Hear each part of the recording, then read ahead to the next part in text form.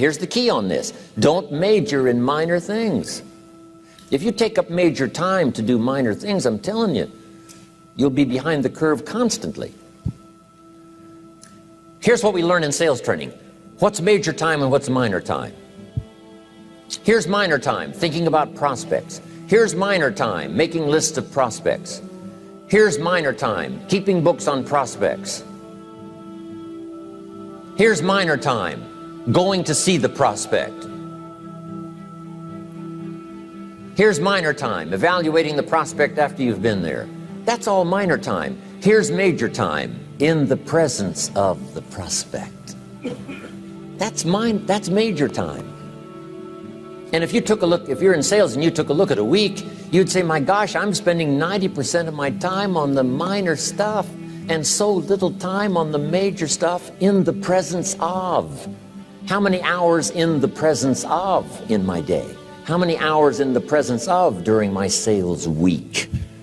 Because the time that really counts is in the presence of the prospect. Majors and minors. Here's another key time management essential. Don't mistake movement for achievement. It's easy to get faked out by being busy. Guy comes home at night all exhausted, falls in the chair and says, oh, I've been going. Here's the big question. Doing what? It's not the going. Some people are going, and they're doing figure eights. I mean, their progress is small. So don't mistake movement for achievement. Here's another one in sales we learned. Don't mistake courtesy for consent. If somebody's pleasant and they nod, you say, oh, they're going to buy. No, they're courteous. You can't mistake courtesy for consent.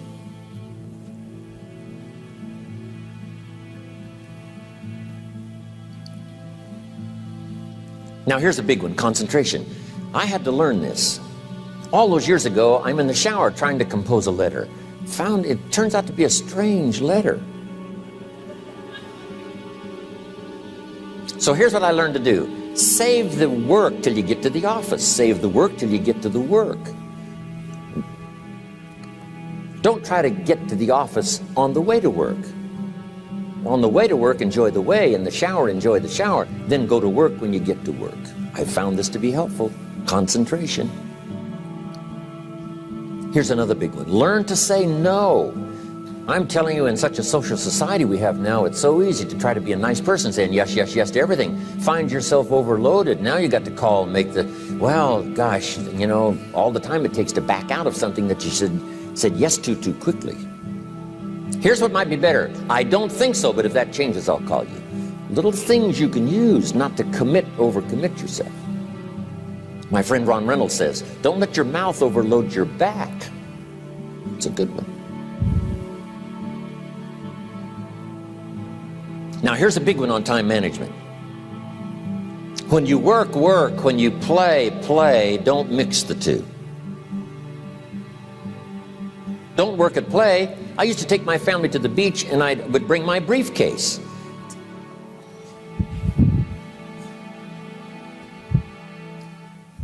I learned not to do that. Or at the beach, I'm saying I should be at the office. Now my family's upset. Because I'm at the beach and I'm thinking office. Now when I'm at the office, I'm thinking what? I got to get my family to the beach. So things are not going too well at the office because I'm thinking beach, and things are not going too well at the beach because I'm thinking office. Here's what I learned to do. At the beach, be at the beach. At the office, be at the office. When you work. When you play. Don't mix the two. Don't work at play. Now here's one of the most important ones. Don't play at work. Work is too serious. You don't want the reputation of being the office joker. It's not a good one. Yes, there's time for some pleasant stories. Yes, there's time for a little humor. Yes, best if it's a happy office, of course. But I'm telling you, you got to be serious about work, because you're parting with a piece of your life for the work you do. Your work costs you a piece of your life. Here's what it's called. Serious business. Not grim, not unhappy, but serious. Key. Don't play at work. The old expression, I don't think we use it anymore, horse around at the office. Play around, play jokes, play tricks. No place, not at the workplace. At the beach, yes. At the bar, yes. Somewhere else, not work. You got to treat work with all due conservative passion, because it's leading you to your future. Here's another key phrase: all work is good. You may not like your job, but if it's the stepping stones to get you to where you want to go, you got to appreciate your job. You don't have to have a passion for your job. Here's the ultimate passion: a passion for incredible success in every department of my life. That's the passion.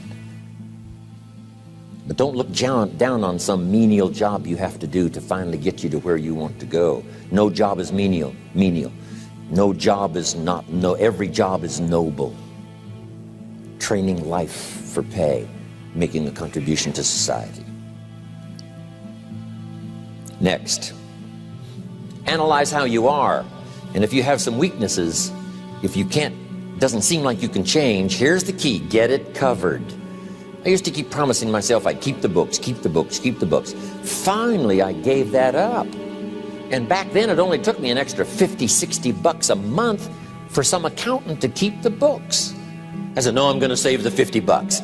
You can't believe what I started losing in productivity because I tried to save the 50 bucks. So the key is, a lot of the time you can stay like you are, but just make sure you get it covered. Okay. Next, beware of the telephone and all other systems of communication, especially the telephone at home and systems of communication at home. And here's one of the best lines I've got for you for the weekend: let all communication systems serve you, but don't let them intrude. When it comes time to have dinner with your family, you shut off all systems, unless the ones that can take messages silently. Don't let the phone ring. Don't let anybody intrude, come through the front door nor the back door, nor through the telephone or any other device. So you can't reach John and his family when he's having dinner. The President of the United States couldn't get through. If you develop that kind of a reputation, father, mother, when we have dinner, when we're visiting and have this time with our family, nothing intrudes. So don't let these clever little devices keep intruding. You've got to have a place that's sacrosanct, it's valuable. You don't let anything in for that period of time. Okay. Isn't that good advice? Excellent advice. Here's the next one. Read all the books. You know, I've only got a few notes here on time management, but if you've got some particular challenges, you run a big organization, a big corporation, you've got some challenges, there's plenty of books. Now, here's what's next. Just be more alert to the things that might be stealing your time. Here's why. Time is like capital. You can't let someone steal your seed corn. You can't let someone steal your capital. And you can't let someone steal your time. You must designate your time. And some of the time that you designate, you must not let anyone steal. Casual time, you might let someone intrude and steal a little bit and take a little bit, but not serious time. Key. Next, one of the great time management savers is to learn to ask questions up front. Sometimes you talk to somebody for an hour, and then you ask questions and find out if you would have asked those questions up front, you could have saved yourself an hour. Asking questions up front helps you to get to the problem now. But if you just launch into some discourse, you might waste 30 minutes, waste an hour, when here's what you should have been talking about. After you finished an hour, you say, John, what's really the problem? He said, well, it's something personal. See, that's what you should have been talking about this whole hour. Key. Next, learn to think on paper. Now we're going to take a break. Some ways to think on paper. One, we've covered one. Solving problems. Take it out of your head and put it on paper. Another one is setting goals. Making these lists we've already started. Here's another good way to think on paper. It's a projects book. Each person you're working with and each project you're working on, get a loose leaf binder and a tab and some pieces of paper behind the tab and do a little continual summary of how it's going between you and that person and between you and that project. I call it a projects book. It is so useful to me. But what's going on between you and this person? When you last got together, what did you talk about? And you got a few notes there. Here's what we talked about the last time we got together. Now when you get together again, you can review that so you'll know better what to talk about. When the president gets ready to travel and he's going to meet some important people, guess what they bring him? All these briefing books. Right? The last time you were with Khrushchev, Kennedy is informed. Here's what he said and here's what you said. Kennedy said, oh, that's valuable. I need to remember that. If a person is important, it's worth a little running account. You might even have a projects book for your children. Here's what's happening between me and my child. We've talked about this, and we've talked about this, and we've talked about this. Next, a day timer. Keeping track of all of your appointments. You know, mine is all filled with, when to catch an airplane and when to do a seminar and when to sit down and have a conference, all the rest. Next is a game plan. If you've got a house and the insurance is going to come due and some other things are going to come due, you just put it on a spreadsheet and make sure it's taken care of. Key phrase, take things out of your head and put them on paper. And the key is to just experiment with different ways that helps you to do that. Now here's the last one, thinking on paper, and that's to keep a journal. One of the things I'm known for around the world, have been now for 39, 40 years, is keeping a journal. Now my journal is not it's not necessarily it's not like a diary. It might be part diary. I'm flying over Ireland and I write down a few little things that impress me. Today I met this person. Wow, what an extraordinary event. Today I conducted this seminar in Rome. 1,000 people stood up and sang for me. I've got a little bit of a diary in there. But here's what primarily your journal is for. Collecting good ideas. A journal is to collect good ideas on your health, good ideas for your business, good ideas for your future, good ideas for time management. Because I used to take notes on pieces of paper and torn off corners and backs of old envelopes and restaurant placemats. And I threw all this stuff in a drawer. It did not serve me well. I finally learned to get a bound copy, right? And just keep a journal, right? If I was here, I had my journal, I'd be taking notes, right? These 2 days in my journal. Now, if you're caught without your journal, you just take the notes when you get back home. You put those notes in your journal, throw the paper away. Because we don't usually go through paper to review. But see, my journals now make up a significant part of my own library. My journal's all reserved privately for my children and my grandchildren. Can you imagine what I've collected over the years? It's unbelievable. There are 3 treasures to leave behind. I think you've already got those notes, right?